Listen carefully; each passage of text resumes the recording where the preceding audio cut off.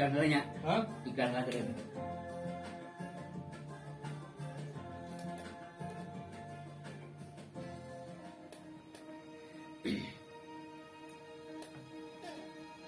Tahukah Anda, kita bisa melindungi planet bumi, memerangi perubahan iklim, dan menjadikan dunia tempat yang lebih baik hanya dengan mengubah gaya hidup kita. Ganti kebiasaan kita mengkonsumsi makanan atau minuman dalam kemasan dengan membawa botol dan alat makan kita sendiri, serta ubah kebiasaan kita memakai kantong plastik dengan membawa tas belanjaan sendiri. Mengurangi pemakaian plastik sekali pakai berarti kita ikut andil dalam menyelesaikan permasalahan sampah plastik. Dan jangan lupa, ubah juga kebiasaan kita buang sampah sembarangan. Ubah dengan mulai sampah mana yang bisa didaur ulang dengan narsuna itu narsuna kayaknya. Oh, dari orang tua ini. Kecil apapun perubahan gaya hidup kita berpengaruh besar untuk Nanti Anda orang tua siswa ini datang. Nih, ambilin kursinya tuh. Nanti di sini kalau sesi kedua. Enggak, Ibu. Iya, iya. Langsung aja. Belum mulai. Ya. Ya, enggak apa-apa, mana salah seorang aja bikin foto enggak apa-apa. Tahukah Anda? Pak, terlambat.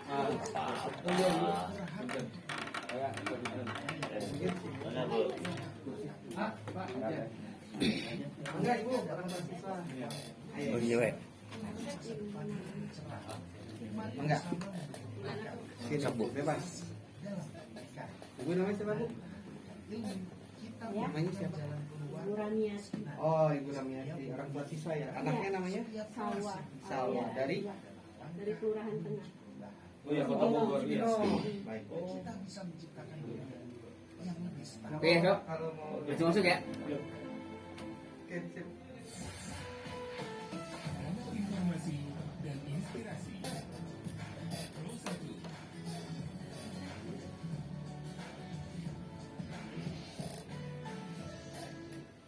Ya baik, Assalamualaikum warahmatullahi wabarakatuh. Selamat pagi dan salam sejahtera untuk pendengar kami dimanapun Anda berada. Dan bincang pagi edisi Rabu 16 Juli 2025 kali ini juga mengangkat salah satu agenda dari program pemerintah kita Presiden Prabowo Subianto. Dan kali ini kita mengulas mengenai sekolah rakyat yang hari Senin kemarin lusa sudah di launching. Hadir kementerian dari Kementerian Sosial, kemudian juga Badan Pangan Nasional dan instansi terkait khususnya yang ada di pemerintah pusat dan juga pemerintah daerah di Kabupaten Bogor. Karena setahu saya baru ada 2 lokasi sekolah rakyat yang beroperasi di Kabupaten Bogor ya. Yang pertama di fasilitas Inten Sueno, Karadena, Cibinong, dan yang kedua adalah Galih Pakuan yang ada di Kecamatan Ciseng, Kabupaten Bogor, tidak jauh dari Bogor. Dan pagi ini saya bersama dengan Kepala Dinas Sosial Kabupaten Bogor, Bapak Farid Ma'ruf, yang sudah menyediakan kesempatan dan waktunya hadir di studio RRI Bogor. Selamat datang, Pak Farid. Ya, selamat datang. Assalamualaikum. Assalamualaikum. Dan yang kedua adalah ini akademisi dari Universitas Ibnu Khaldun Bogor, Pak Dr. Bambang Wahyu, dan mantan komisioner KPU Kota Bogor juga. Assalamualaikum. Waalaikumsalam. Dan yang ketiga ada Ibu Rania ya, Ramiati, selaku orang tua murid dari Sekolah Rakyat yang saat ini sudah mulai mengikuti kegiatan program belajar mengajar. Tapi ada sesuatu yang menarik dari Sekolah Rakyat ini. Memang di Indonesia kurang lebih ada 60-an ya, 61 atau 62 titik sekolah rakyat, yang mana target tujuan dari dibentuknya sekolah rakyat ini adalah untuk mengangkat derajat sosial masyarakat melalui pendidikan. Dan inilah kenapa seluruh instansi dilibatkan, tidak hanya dinas pendidikan, termasuk dinas sosial. Nah, kita ingin bertanya kepada Kepala Dinas Sosial Kabupaten Bogor, Pak Farid Ma'ruf. Pak Farid, mungkin ini bukan sesuatu yang baru ya bagi dinas sosial menangani tentang pembinaan dan pendidikan. Tapi tentunya apakah ada hal yang berbeda tentunya dengan pendekatan ini ketika dinas sosial masuk ke ranah pendidikan dan mencetak generasi emas 2045 nanti? Terima kasih. Jadi perlu saya sampaikan, ini berangkatnya dari sini. Pemerintah pusat saat ini menetapkan 2 kebijakan strategis. Ini asal usul lahirnya sekolah rakyat. Ya. Menetapkan dua kebijakan strategis. Pertama, penataan data, terutama keluarga miskin. Dulu kita punya banyak sumber data untuk menetapkan sasaran kemiskinan. Ada P3KE, ada Regsosek, kemudian ada DTKS. Nah, yang bersumber dari beberapa kementerian.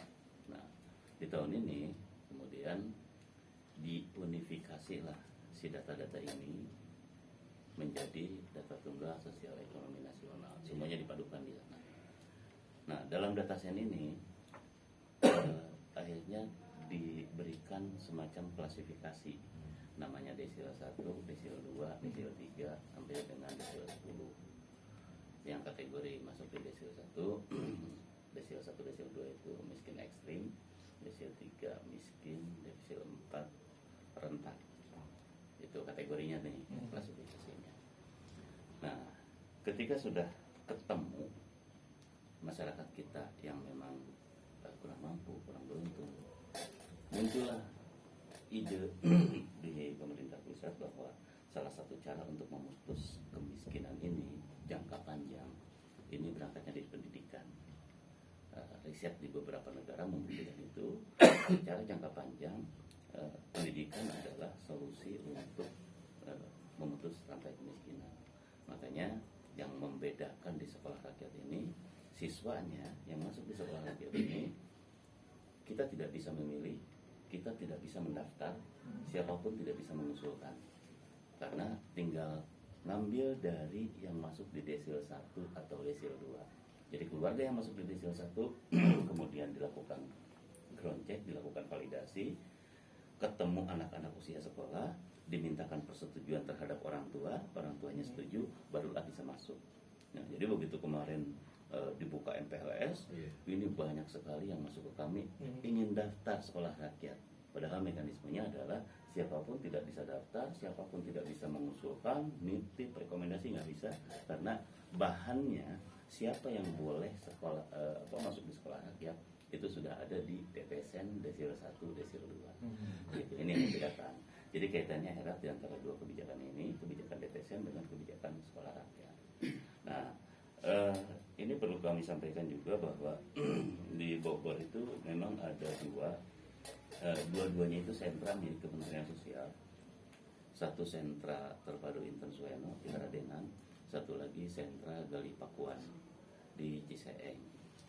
Di Inten Sueno yang kemarin launching MPLS itu dibuka sekolah rakyat 4 rombongan belajar 100 orang. Nah, tapi Inten Sueno ini wilayah kerjanya meliputi kota Bogor. Nah, bukan Kabupaten Bogor, hanya tempatnya saja ada di kota Bogor. Di kabupaten, tempatnya di kabupaten, tapi wilayah kerjanya adalah kota Bogor. Sehingga proporsi siswa sekolah rakyatnya juga lebih banyak di kota Bogor. 4 rombongan belajar ada 100 orang. Dari 100 orang itu 85 orang itu siswa berasal dari kota Bogor. Itu tingkat SMP. Nah, yang di Gali Pakuan di Ciseeng itu dibuka 2 rombongan belajar tingkat SMA. 2 rombongan belajar 50 orang. 50 orang siswa itu semuanya warga Kabupaten Bogor. Seluruhnya warga Kabupaten Bogor. Itu sebenarnya. Nah, ini artinya kita belum tahu nih nanti apakah warga Kabupaten Bogor yang juga mendapat kesempatan yang sama besarnya untuk masuk atau dalam program sekolah rakyat ini. Nah, berbicara soal edukasi dan pendidikan, barangkali Pak Bambang Wahyu bisa menyoroti atau melihat sepenting apa pendidikan di Indonesia ini bisa membantu masyarakat untuk memperbaiki ekonomi keluarganya atau ekonomi dirinya sendiri. Iya. Sementara kalau kita melihat fakta di lapangan, satu hari kemarin dibuka lapangan kerja untuk toko di Cianjur itu.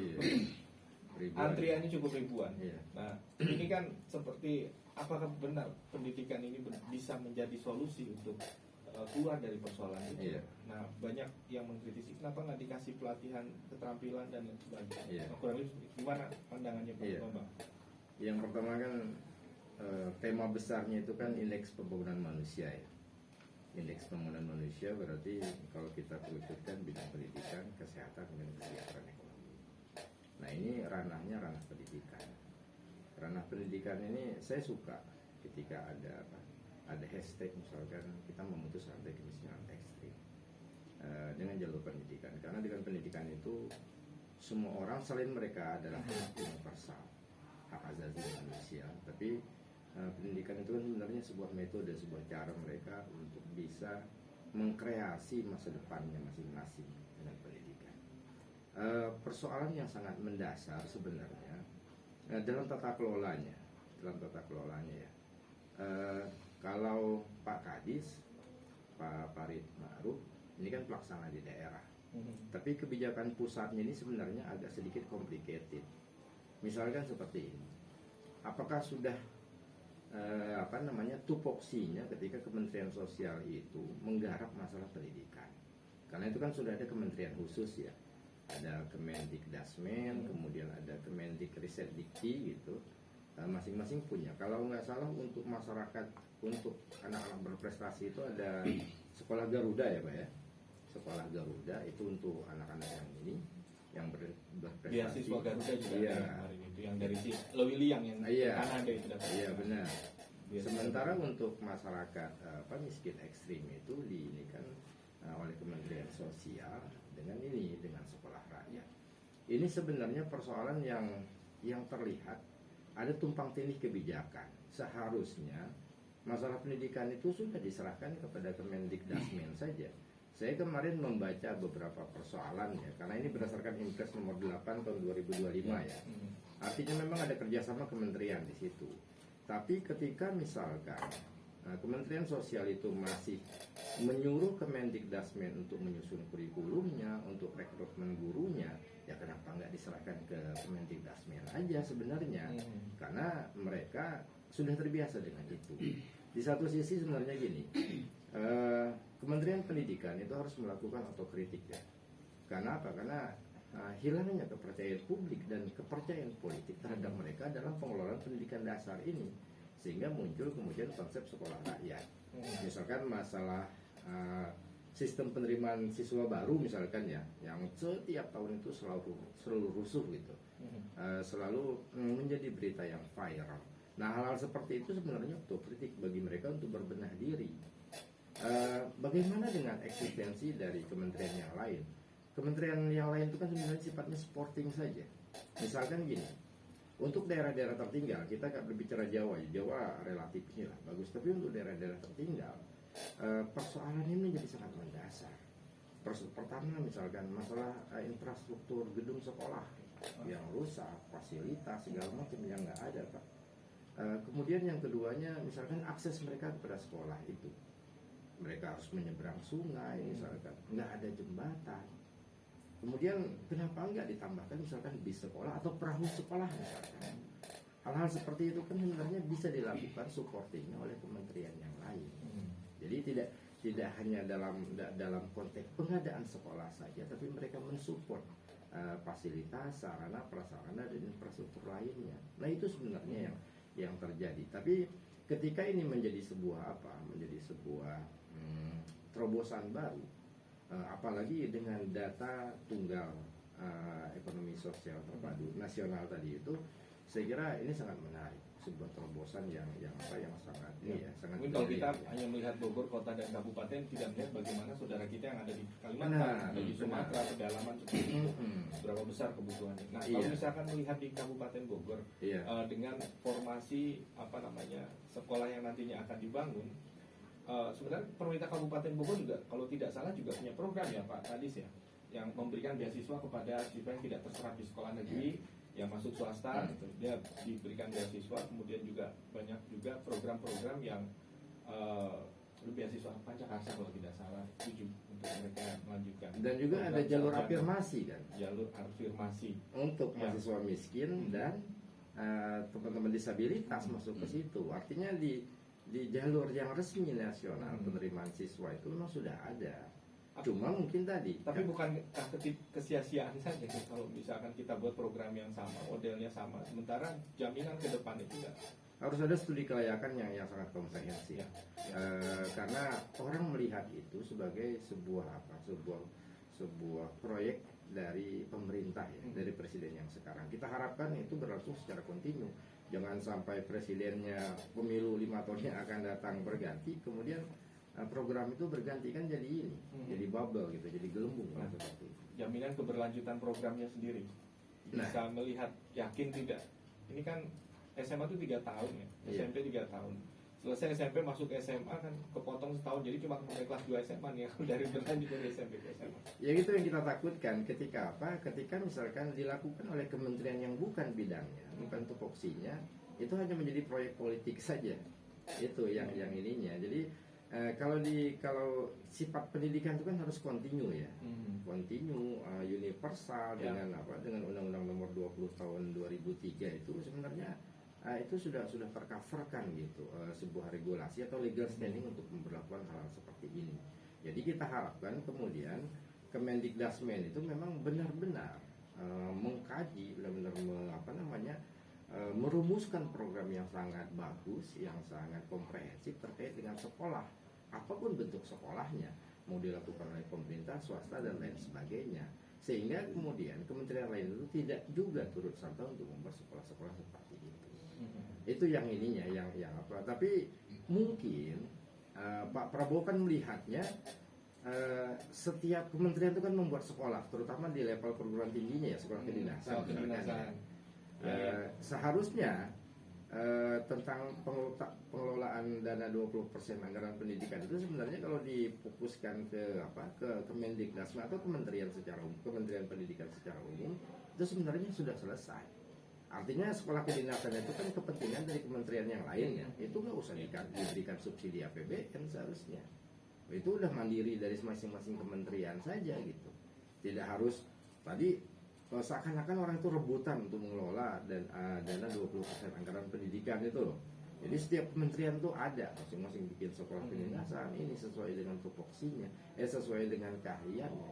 Itu sebenarnya dalam tata kelola agak kurang melahirkan output yang jelas ya kalau seperti itu ya, karena segmentatif pada akhirnya.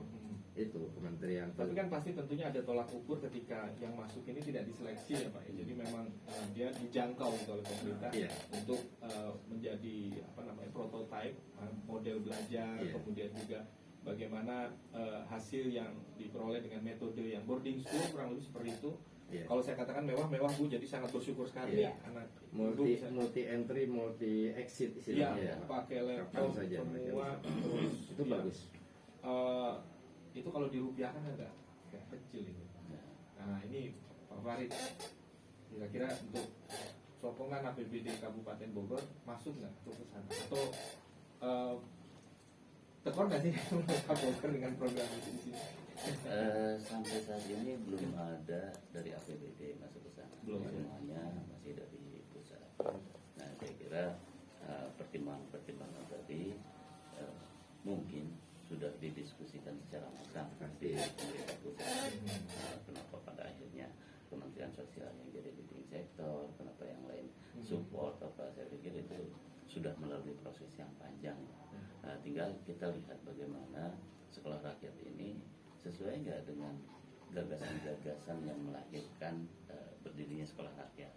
Ya di tahun rintisan, tahun pertama ya pasti akan muncul mungkin opini-opini yang berbeda.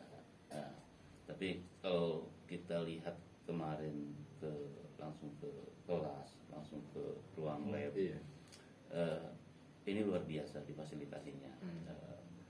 Bagus lah, sangat bagus. Tiap siswa berikan pegangan laptop satu, di kelasnya sudah ada smartboard, wifi nggak berhenti, kemudian di asramanya ada wali asrama, di sekolahnya ada wali asuh, ya standar boarding school lah sebetulnya seperti itu. Ya, cuma kembali lagi memang sasaran siswa yang bisa masuk ke sana, ini yang diprioritaskan oleh pemerintah. Karena ketika bicara data yang tadi yang diberikan kesempatan pertama kali itu anak dari keluarga yang masuk kategori di desil 1 dan 2.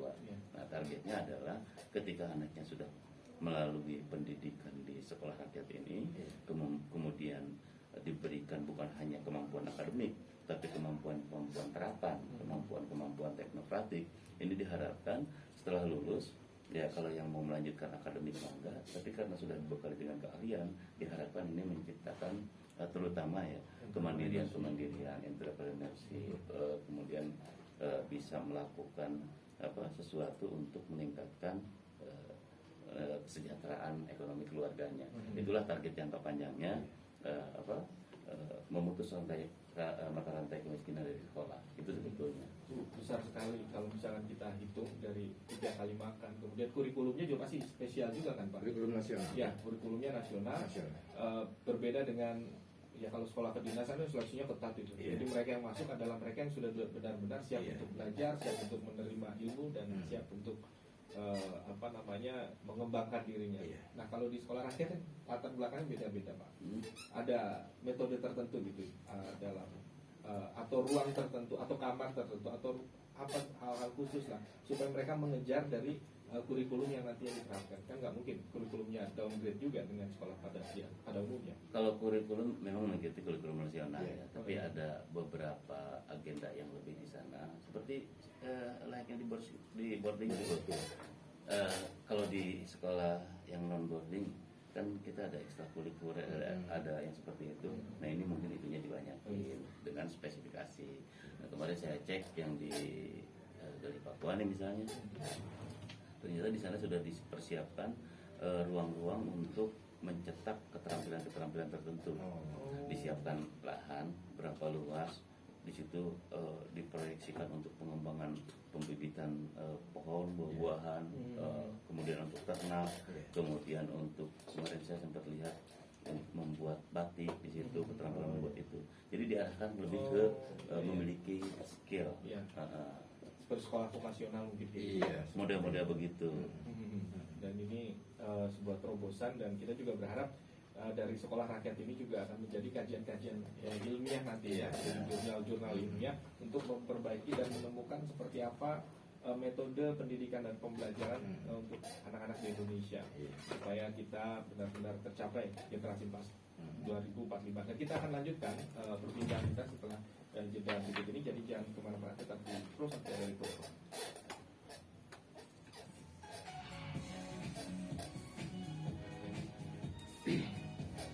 Nanti sesi 2 ini cerita ya Bu ya. Cerita gimana riwayatnya, ceritanya gitu. Awalnya anak ibu bisa ikut ini. Pasti jauh dari anak juga. Benar. Udah digedein jauh. Ya, seperti itu. Kalau sehari 2 hari ya masih ingat. Tapi ikhlas banget karena dia kan belum menuntut ilmunya ya. Dekat jam pantau. Yang dipantau, tapi boleh SMP kan? Jadi,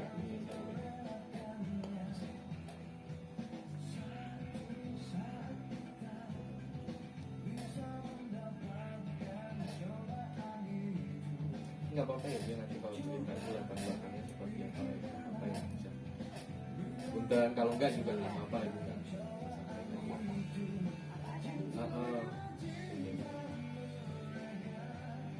Pak Farid.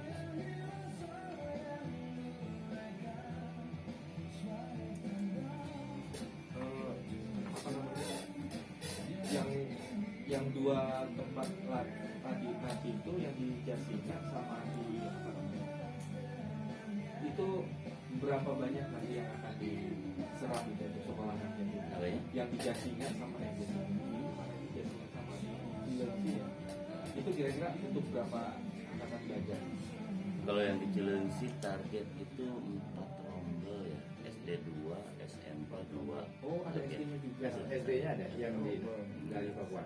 Enggak, yang target kita rencana mau minta buka ruang kelas baru Oh. di Cilengsi. Di sana ada tempatnya ada rumah susun, Oh, lantai atasnya kosong. iya, iya. Nah, daripada kosong, susun alam. Oh iya. Oh, dia yang di Cilengsi. Kita ajukan di situ supaya dibuka kelas rintisan. Iya. Nah, nanti di Jasingan kalau jadi dibangun, ini ditarget bisa nampung 1.000 orang SD, SMP, SMA. Oh iya. Nah, SD 300, SMP 300, SMA Iya. 300. Ya, ada dua nanti. Itu warga Kabupaten Bogor semua atau kota Ya, kabupaten? warga Kabupaten Semua. Bogor. Kalau sekarang porsinya warga kabupaten cuma dapat SMA dan SMP itu sebagian. Iya. Kota Bogor juga juga ini untuk dibangun di Iya. Ancamaya. Oh iya. Nah, di Bogor Selatan. Tapi ini kan kalau 61 titik kan nggak di semua kota kabupaten kan? Enggak, seluruh Indonesia itu. Oh, Seluruh Indonesia. seluruh Indonesia.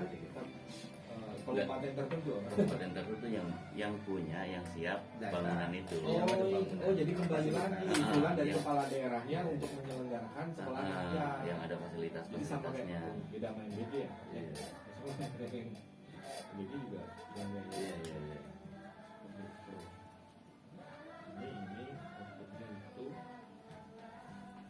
Ini eksklusif nggak sih Pak? Nanti kayak kan ada pekan olahraga seni pelajar itu. Mereka ikutan nggak itu? Waduh, saya belum. Nah, terus Belum. pergaulan mereka itu apa hanya intern seperti itu? Atau Tapi kalau udah berjalan bertahun-tahun bisa. bisa jadi ya. Dan harus dilibatkan. Mm-mm. Harus dilibatkan.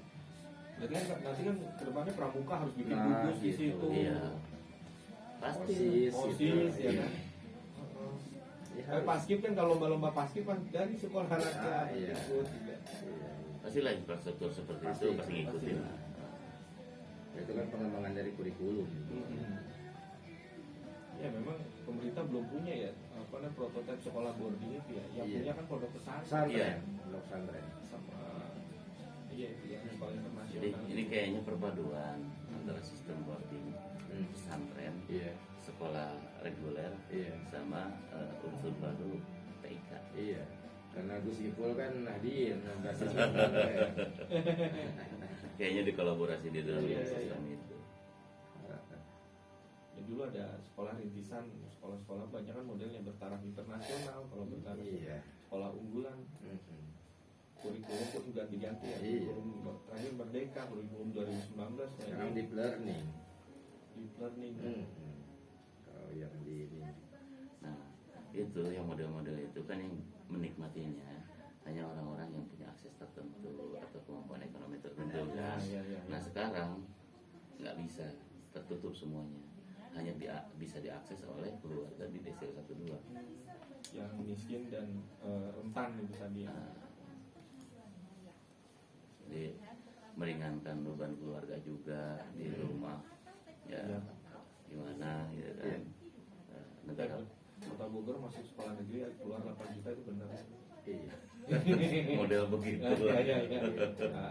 model begitu. Nah, Nah sekarang walaupun tinggal SD aja walaupun gratis kan tetap aja ada biaya masuknya kalau ini. kemarin tuh kayak ngantar ke pesantren ya bu ya. Iya, Suasananya itu. iya. Oh, ya. Tapi salwa latihan 2 hari dulu. Oh, Dari hari Ada Sabtu pemeriksaan sampai kesehatan kan punya? Periksa kesehatan. Memeriksa Iya. kesehatan pas hari H-nya. Iya benar. Tapi dia dilatih 2 hari yang buat baca Untuk puisi. persiapan pembukaan. Iya benar. Itu yang bagusnya itu. Yang terobosan yang selama ini nggak pernah dilakukan. kan? Iya. Ini langkah berani sih. Iya. Nah, Benar. tingkat spekulasinya juga ada. Iya. Ya, cuma itu kenapa leadingnya ke Mensos, karena bahan dasarnya adalah data, dan ini masih masuk dalam kategori penanggulangan kemiskinan. Iya. Spiritnya ke sana. Spiritnya ke sana. Iya. Enggak Pak? Dengan pendidikan, kita tidak hanya memperoleh ilmu, tapi juga keterampilan yang akan membantu kita meraih impian dan tujuan di masa depan. Pro 1.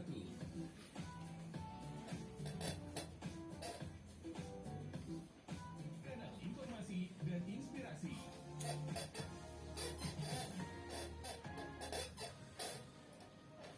Sekolah rakyat dirancang sebagai sekolah berasrama untuk memastikan para siswa mendapatkan pendidikan dan pengasuhan yang optimal.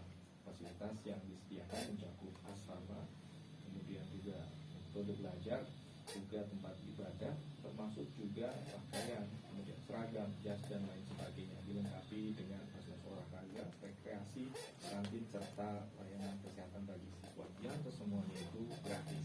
Dan untuk masuk atau menjadi bagian dalam program sekolah rakyat itu sendiri juga ternyata cukup panjang prosesnya. Seperti tadi dijelaskan Bapak Kepala Dinas Sosial Kabupaten Bogor, dilakukan melalui data terpadu, data tunggal ya, maaf, data tunggal, E-nya itu Sosial ekonomi sosial nasional.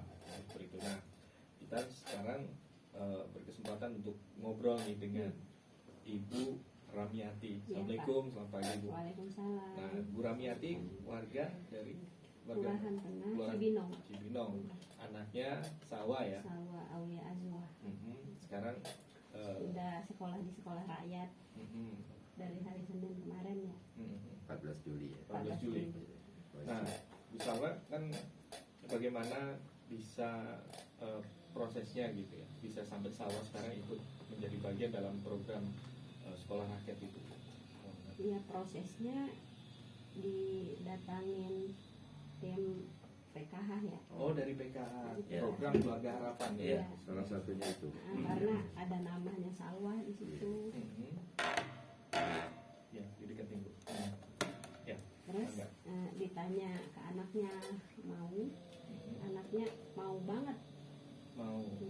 Dijelasin nanti sekolah di sekolah rakyat, tinggal di asrama, semuanya gratis. Gitu. Nah, Salma itu anak ke berapa? Anak kedua dari dua Dari bersaudara. bungsu. Boleh tahu kalau misalnya nih, suami ibu atau ibu Ya. sendiri? Suami saya kerja kuli bangunan Pak. Kalau saya kadang gosok, nyuci di tempatnya tetangga. Oke. Dan Salma pada saat itu juga setuju ya untuk mengikuti apa program itu. Ada berapa banyak kira-kira yang barengan Salwa itu yang ikut? Atau cuma Salwa sendiri di sekolahnya itu? Di SD Kalau mana? di sekolahnya iya Salwah sendiri. Oh, Salwa sendiri. Kan ada namanya. Iya. Mhm. PKH itu ya. Iya. Dari PKH. Mhm. Nah, apa saja sih yang diminta waktu mau mendaftar atau apa namanya sebelum proses belajar mengajar kemarin sebelum Ya masuk sekolah? kayak foto rumah Oh, foto rumah. sama kakak kayak gitu. Gitu. Harapannya gimana Bu? Sama.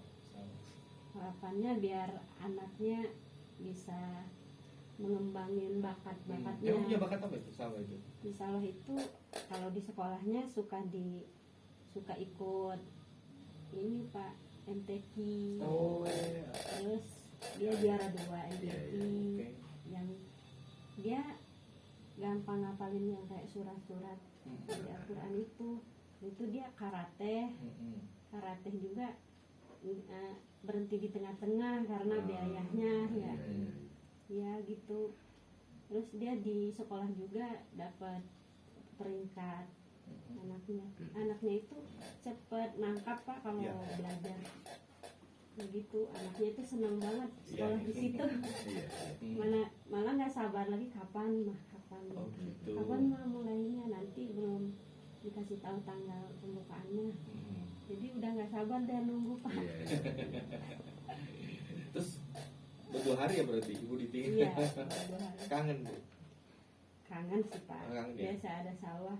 Cuman saya ikhlas banget kan nuntut ilmu. Iya. Dipantau 24 jam, makan sehari dapat kali 3 ya. kali, Iya. dapat snack sehari 2 kali, Hmm. terjamin, nggak kayak di rumah. Oh, jangan gitu ya. Saya jadi sedih. Terus kan nggak pernah megang laptop gitu ya Pak. Di Oh, situ gitu. sekolahnya kan pakai Ada. laptop ya Pak ya, Iya. dikasih. Dan saya sangat berterima kasih sama programnya Pak Presiden ya, Pak Prabowo, sama jajarannya, sama Pak Mensos, sama Ya, Pak PKH, Bupati, PKH, Bupati, Dinas Sosial, Pak Bupati, Kasih. PKH, Ya. ya. Sangat-sangat berterima kasih bisa membantu rakyatnya yang keadaan kayak saya ini. Nah, ini kita ke Pak Bambang nih, Iya. fenomena yang terjadi di masyarakat kita. Iya. Akses untuk mendapatkan pendidikan yang layak Iya, ternyata tidak merata. benar. Ya. Di apa? Saya banyak melihat, banyak membaca ya, ketika dalam konteks sekolah rakyat ini di beberapa daerah, terutama Indonesia Timur ya. Indonesia Timur memang tertolong sekali Pak Kadis. Masyarakat itu tertolong sekali karena memang gini, data yang digunakan itu kan data real. Data real berkaitan dengan kehidupan masyarakat. Jadi berdasarkan data itu kemudian beberapa teman-teman dari dinas sosial itu mendatangi ini kan, baik itu PKH, baik yang lainnya. Mereka mendatangi rumah-rumah yang ada di data itu. Mereka tawarkan program itu, dan ternyata memang banyak keluarga, banyak anggota masyarakat itu menginginkan itu sebagai solusi selama ini mereka tidak ada jalan untuk meningkatkan kualitas pendidikan anaknya. Ternyata sekolah rakyat ini bisa, itu dampak positif yang dirasakan, dan itu bukan hanya di Kabupaten Bogor atau di Jawa ya, tapi di luar Jawa itu menjadi solusi. Mereka membayangkan kemudian anaknya itu mendapatkan sistem pendidikan dan pengajaran yang terpadu gitu, yang dari rutinitas KBM sehari-harinya itu bisa diprediksi, Terukur lagi terukur capaian-capaian bagi dari mereka. setiap itu pelajaran. yang menarik kan, itu yang menarik yang saya kira dalam konteks implementasi di daerah, apalagi kemudian sudah masif, itu sangat bagus. Walaupun ini harus harus dikaji secara komprehensif, karena kita harapkan yang kontinu ya, kontinu. Kemudian persoalan pendidikan itu kan bukan hanya persoalan fasilitas saja, tapi persoalan metode, metode pembelajaran, metode pengajaran. Tadi ada wali asuh, ada wali asrama, itu dalam konteks di Bogor itu sangat bagus. Tapi persoalannya kan Indonesia itu nggak sama, artinya SDM-nya Pak, SDM-nya di daerah mungkin wali asuh dengan wali asramanya bisa jadi tidak ada, atau kekurangan guru mata pelajaran, misalkan guru mapelnya, banyak hal yang diinginkan. Walaupun kita harapkan itu tidak terjadi ya, artinya masing-masing dinas sosial di berbagai macam daerah itu harus bisa memastikan dan menjamin bahwa itu memang standar pendidikan umum yang diterapkan secara nasional itu bisa berlangsung. Kemudian kebutuhan terhadap guru, karena di sekolah negeri pun dan di sekolah swasta pun selalu kekurangan guru itu. Apalagi misalkan ditambahkan dengan Paling setelah P3K ini ya, banyak guru dari sekolah swasta rombongan mengajar di sekolah negeri, sekolah swastanya nggak ada yang ngajar. Benar. Satu lagi sebenarnya keterlibatan dari TNI. Di beberapa daerah itu kan ada keterlibatan ya. Oh iya, di Papua ada yang perwira ikut ngajar di kepala sekolah. Untuk pendisiplinan dan lain sebagainya. Saya kira itu sedikit demi sedikit harus dikurangi. Karena TNI kan tupoksinya bukan untuk mengajar, Pak. Jadi mereka nggak tahu Operasi non perang. Iya. Mereka tidak tahu didaktik pedagogis. Mereka belum pernah belajar itu gitu. Mereka tidak paham dengan namanya yang dialog kan. Sementara pendidikan itu kan kebebasan ya, interaksi antara murid dengan guru, bukan monolog, bukan siap dan gitu, bukan perintah gitu. Itu pola-pola kayak gituan itu sedikit banyak harus dikurangi. Jadi artinya diberikanlah kapasitas dan kapabilitas pengajar itu kepada orang yang memang mengetahui teknik pengajaran. Jadi tidak bisa semuanya ingin terlibat supaya ini gitu, nggak bisa kayak gitu. Tapi itu koksinya masing-masing. Kalau dinas sosial saya yakin Karena selama ini mereka punya itu ya Pak ya, punya program banyak lah terkait dengan pendidikan masyarakat secara umum. Karena saya juga dulu pendidikan pemilih untuk masyarakat marginal itu kan kerjasama dengan dinas sosial kan, berdasarkan data itu. Hal-hal seperti itu saya kira ada dampak positifnya. Kalau saya ingin memastikan atau menjamin bahwa ini berlaku seterusnya. Jadi Kementerian Sosial selain bencana sosial, bencana alam dan sebagainya yang diinikan dengan konteks tagananya misalkan yang selama ini itu Ya, kan pekat dia punya. iya pekat misalkan, tapi mereka punya ini itu bagus Masyarakat. karena ini solusi. Masyarakat itu kan nggak minta banyak kan, ibu nggak minta banyak kan, yang penting Ya. anak saya Iya Pak. gitu. Itu yang diinikan. Jadi jangan sampai mereka kemudian menjadi objek ya kebijakan politik, hanya berapa tahun misalkan setelah itu bubar. Itu harus ada jaminan. Ya, ya. Tapi bukan Pak Kadis. Kalau Pak Kadis Betul, ya, betul. ya itu yang di atasnya. Ya. Ini.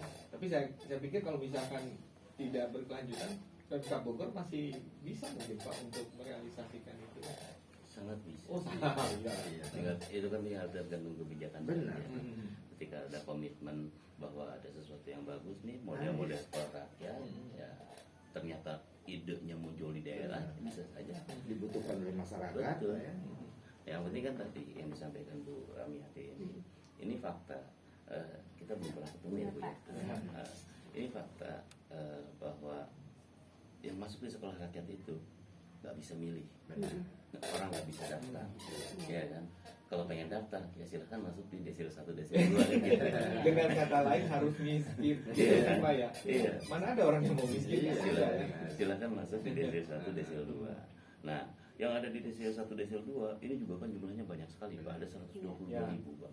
Nah, ketika kita inventarisir, kita padankan datanya, ketemulah kita di angka sekitar 30 ribuan usia yang mau masuk sekolah itu. Oh, iya. Di angka 30 ribuan. Dari 30 ribu ini diseleksi kembali kemudian oleh teman-teman pendamping PKH, ya kan? Ketemulah di angka ratusan, dan itu lebih mudah untuk seleksinya. Iya. Ini di awal-awal Pak kesulitan kita di tingkat SMA saja. Kita bisa menseleksi itu ketemu angka 300 anak. Hasil seleksi akademik apa segala macam ya kan, seleksi prestasi, Iya. kemudian aktivitasnya Minat di bakat, minat ya. bakat segala macam itu diseleksi Pak sama teman-teman pendamping. Ketemulah angka 300. Karena sekolah rakyat ini merupakan sesuatu yang baru. Dari 300 itu 170 nggak mau orang tuanya. Oh, jadi tetap ada afirmasi dan konfirmasi ke Ya, keluarga. keluarganya tidak bersedia untuk anaknya dititipkan di sekolah rakyat. Ketemulah 130. Dari 130 ini yang 29 kemudian mengundurkan diri. Ketemu angka 101.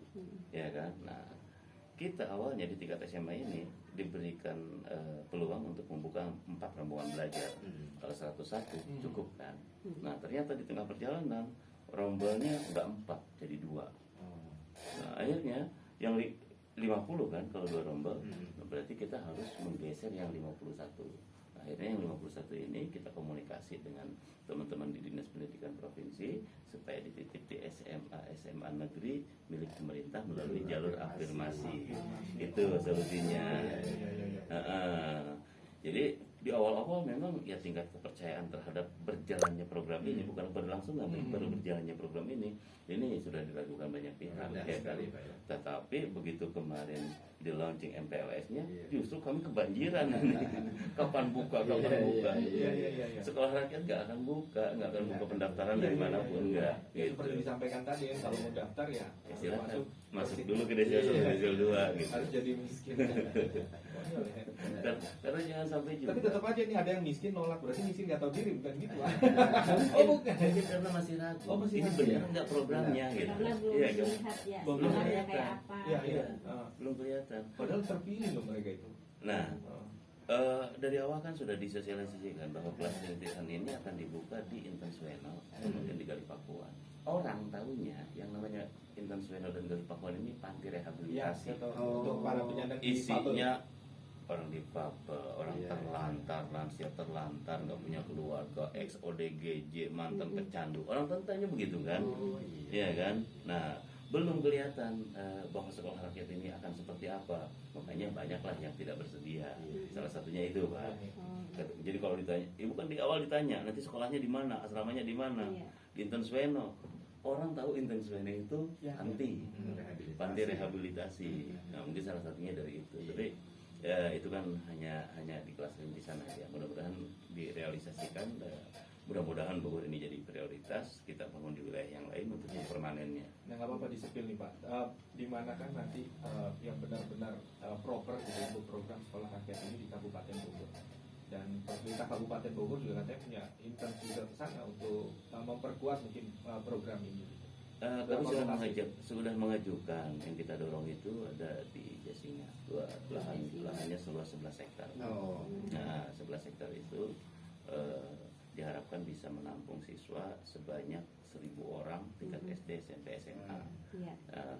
Kalau di sana sudah terpadu begitu SD, SMP, SMA, kemudian lahannya juga cukup untuk aplikasi pelajaran-pelajaran terapan, pelajaran-pelajaran yang sifatnya memberikan keahlian kemampuan tertentu bagi siswa, kan saya pikir bagus, lebih mudah gitu.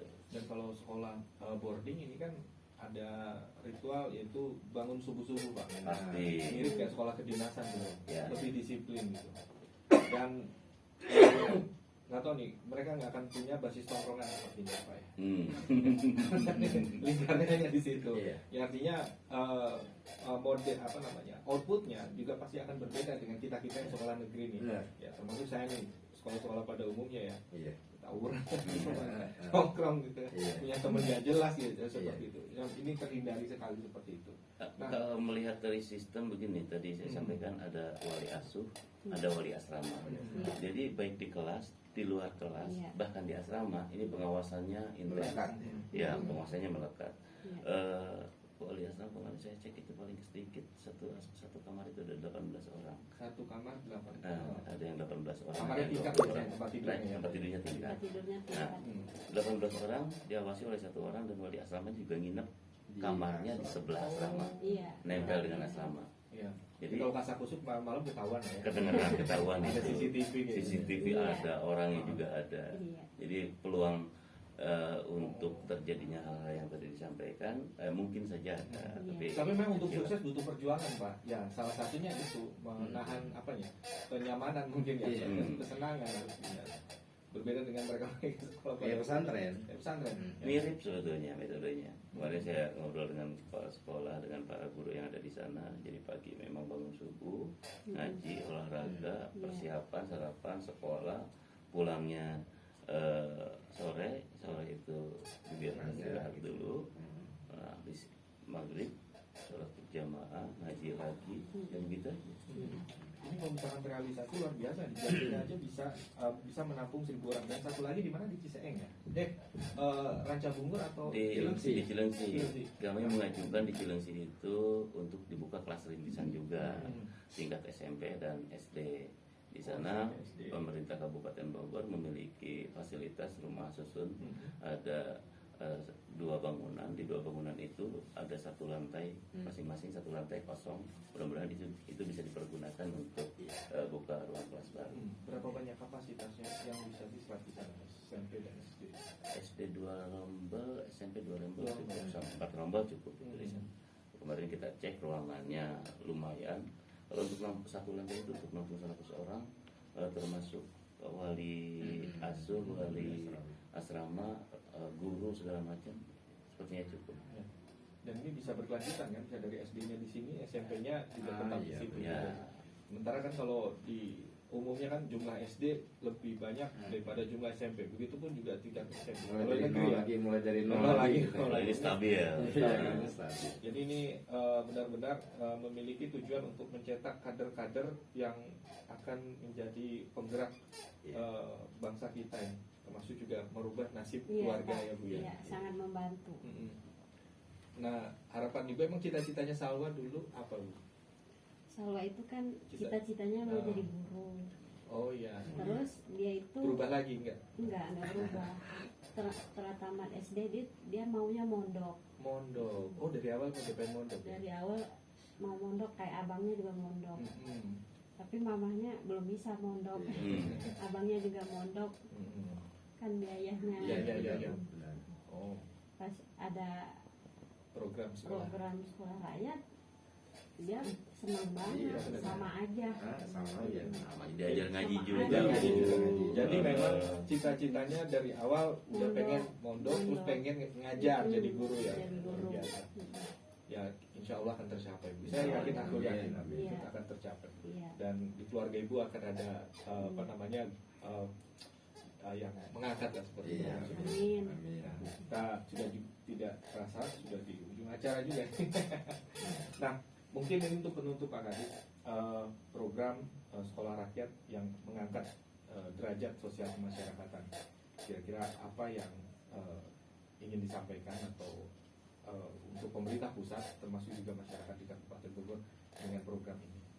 Ya, tentunya kita berharap program ini bisa berjalan dengan baik dan tadi disampaikan Pak Bambang, ini konsisten, butuh konsistensi. Kalau setengah jalan selesai, Iya. ada pergantian kebijakan politik misalnya, yaitu sangat disayangkan. Ya, ketika ada kekurangan di dua sisi di beberapa titik, itu kan bisa dijadikan bahan evaluasi supaya ke depan penyelenggaraan sekolah rakyat ini bisa lebih maksimal dan targetnya bisa menghasilkan anak-anak yang berasal dari keluarga yang tidak mampu, Iya. ini memiliki kemampuan, memiliki kesiapan untuk menjadi berdaya dan mengangkat martabat keluarganya. Iya, Pak. Itu kan targetnya. Iya. Mudah-mudahan bisa berjalan. Amin.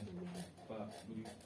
Ya, saya ketika mendengar ini sebenarnya bersyukur ya, karena ada upaya dari pemerintah secara sistematis untuk memutuskan rantai tadi Pak ya, masyarakat yang tidak mampu secara ekonomi gitu, mereka punya solusi. Itu sebenarnya yang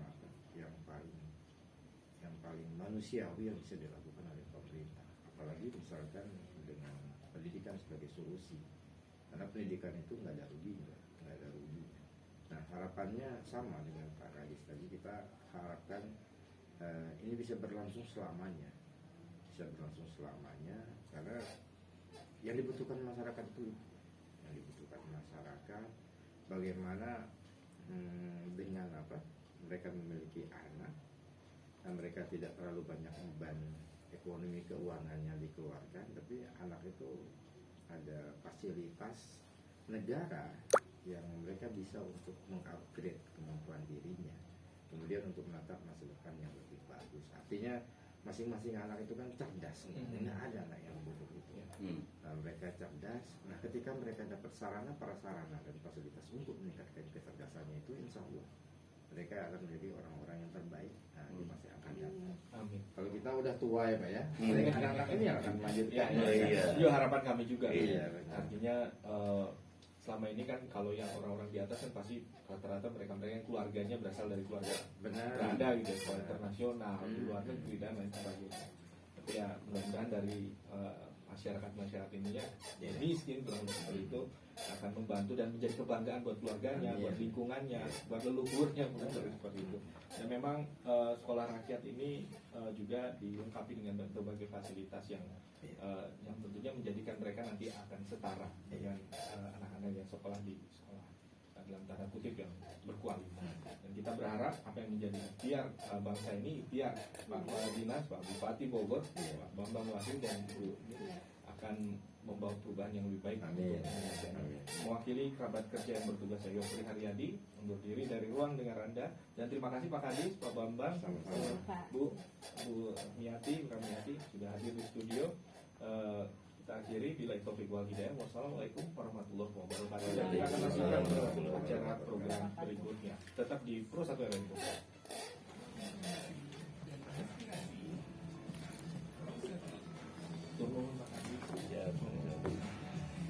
Ibu makasih ya Bu. Ya. Bambang. Bu, kenalan. Sebentar ya Pak Kadis ya? Apa? Sebentar ya kalau sebentar ya. Sebentar.